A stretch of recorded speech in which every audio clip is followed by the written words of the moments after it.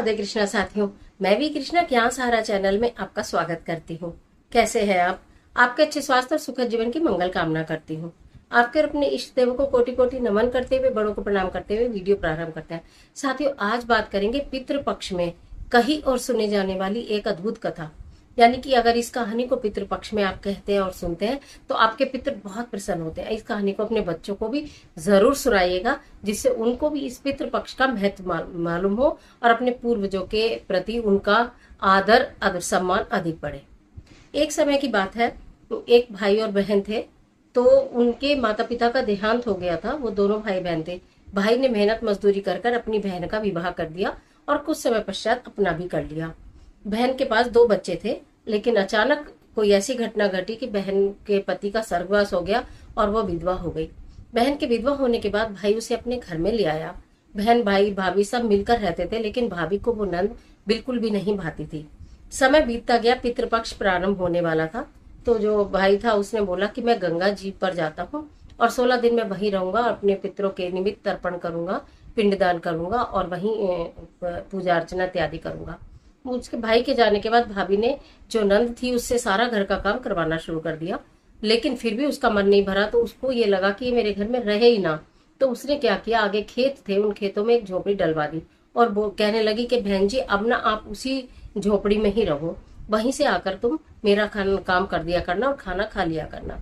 नंद चली गई। वो वहां पर जाकर रहने लगी। रोज आती थी, पूरे दिन उसके घर का काम करती थी और फिर रात को अपना खाना लेकर चली जाती थी। 2-3 दिन के बाद भाभी ने बच्चों का खाना देना भी बंद कर दिया। अब वो बहुत परेशान हो गई नंद कि मेरे बच्चे भूखे रहेंगे। तो वो क्या करती थी, घर से ना कपड़ा ले आती थी और उस कपड़े में आटा छानती थी, उनका सारा काम करती थी और उस कपड़े को ऐसे का ऐसे ही अपने घर ले जाती थी और उस कपड़े को छाड़ कर जो आटा निकलता था उसका एक घोल बनाकर पानी में घोल कर पकाकर बच्चों को खिला देती थी कि ये हलवा है, खा लो। इस तरह और 2-4 दिन बीत गए। एक दिन उसने भाभी ने देख लिया कि ये कपड़ा घर लेकर जाती है। बोलती है ये कपड़ा नहीं घर लेकर जाऊंगी, इस कपड़े को भी यहीं छोड़ दो। वो छोड़ देती है, चली जाती है। बहुत दुखी होती है। तो अगले दिन सुबह भाभी आती है उसके घर में और ये कहती है, उसकी झोपड़ी में आकर ये बोलती है कि कल को तुम घर पर मत आना, क्योंकि कल को तुम्हारी माता जी का श्राद्ध है, इसलिए तुम्हें घर पर आना नहीं है। और ये जो खेत में पीपल का पेड़ लगा है ना, तो जब इसकी टहनी और पत्ते हिले तो मत आना, लेकिन अगर ये पेड़ हिले तो आना। बिना बुलाए आना मत, अपने घर में खाना मत। और जब पेड़ की तना हिले तब आना। तो उन्होंने समझ गई कि ना तो पेड़ कभी हिलता है और ना ही मैं जाऊंगी। वो दोनों बच्चों को लेकर भूखी लेटी रही। उसके बच्चों ने कहा माँ भूख लगी है, तो आज हमें खाना क्यों नहीं मिल रहा है? तो माँ ने कहा कि बेटा आज तुम्हारी नानी का श्राद्ध है, इसलिए आज ना हम उपवास रखेंगे। ये कहकर उसने बच्चों को तो समझा दिया, लेकिन रोती रोती सो गई। रोती रोती वो सपने में उसकी माँ आई कि अब बेटी तू क्यों रो रही है? कहने लगी मैं आपको रो रही हूँ। अगर आज आपका श्राद्ध नहीं होता तो कम से कम मेरे बच्चों को 1-1 रोटी तो मिल जाती। आज आपका श्राद्ध था, मेरे बच्चे रोते रोते सो गए। माँ को भी बहुत दुख हुआ, लेकिन वो चली गई। फिर 1-2 दिन बीता, वो जाती थी। तो शाम के समय जब भोजन का टाइम हुआ तो जो भाभी थी उसने अपने बच्चे के हाथ 2 रोटी और थोड़े से चावल भिजवाए। तो वो कहने लगी कि ये माँ ने तुम्हारे लिए भोजन भिजवाया है। 2 रोटी और थोड़े से चावल देख के उसको नंद को बहुत क्रोध आया। उसने वो अपनी झोंपड़ी के पीछे डाल दिए। फिर ऐसे ही वो सो गए रोते रोते। अगले दिन फिर भाभी आई, कहने लगी आज तुम्हारे पिताजी का श्राद्ध है, बिना बुलाए आना मत, अपने घर में खाना मत, पीपल के पत्ते हिले तो आना मत, पीपल का तना हिले तो आ जाना। वो कहने लगी ठीक है भाभी। अब उसे तो मालूम था। बच्चे कहने लगे माँ पीपल के पत्ते तो हिल रहे हैं, टहनी तो हिल रही है, हम मामी के घर कब जाएंगे? उसने कहा बेटा हम मामी के घर नहीं जाएंगे, क्योंकि पीपल के पत्ते और टहनी तो हिलेंगी परंतु पीपल का तना नहीं हिलेगा, और तुम्हारी मामी ने कहा है बिना बुलाए आना मत। बच्चे बहुत निराश हो जाते हैं, रोते रोते सब सो जाते हैं। उनके पिता सपने में आते हैं। तो वो कहता है बेटी तुम क्यों रो रही हो? तो वो कहने लगी कि मैं तो आपको रो रही हूँ, ना आपका श्राद्ध होता ना मेरे बच्चे भूखे सोते। जिस दिन माँ का श्राद्ध था मेरे बच्चे भूखे सोए, आज आपका श्राद्ध है मेरे बच्चे भूखे सोए। मेरा भाई गंगा जी पर गया है, भगवान उसको उसकी पूजा सफल करे, लेकिन मैं बहुत दुखी हूँ। मैं और मेरे बच्चे बहुत दुखी हैं। अब तुम यहाँ से चले जाओ, मेरे सपने में भी मत आओ, मैं तुमसे बहुत नाराज हूँ। वो कहने लगे बेटी मैं चला तो जाऊंगा, लेकिन कल अमावस्या है, कल फिर आऊंगा तुम्हारे पास। ऐसा टाइम निकल गया। फिर अमावस्या का दिन आया। रात को सपने में फिर उसके पिता दिखाई दिए। कहने लगे बेटी सो रही है कि जाग रही है? कहने लगी ना सो रही हूँ ना जाग रही हूँ, मैं तो रो रही हूँ। कि रो मत, ऐसा करो झोपड़ी के पीछे बच्चों को भेजो, वहां तुम्हें सब कुछ मिल जाएगा। कहने लगी क्या सब कुछ मिल जाएगा? कुछ सब कुछ नहीं मिलेगा, हम भूखे भूखे मर जाएंगे एक दिन और कुछ भी नहीं मिलेगा। तो कहने लगा मेरी बात मान के बच्चों को पीछे भेज कर तो देख बेटा। तो कहने लगी चलो तुम इतनी जिद करते हो तो भेज देती हूँ, लेकिन मैं तुमसे नाराज बहुत हूँ। तो भेजती है तो बच्चे एकदम से चिल्ला के वापस आ जाते हैं, मामा पीछे तो बहुत चकाचौंध हो रही है, देखो तो कितना सोना पड़ा है, पता नहीं पीली पीली चीज पड़ी है, बहुत चमक रहा है पीछे तो, और बहुत सारा खाना रखा है, जल्दी चलो जल्दी चलो। बच्चों का हाथ पकड़ के वहां जाती है तो देखती है कितनी तरह के पकवान भी रखे हैं और सोना चांदी मोती जवाहरात बिखरे पड़े हैं।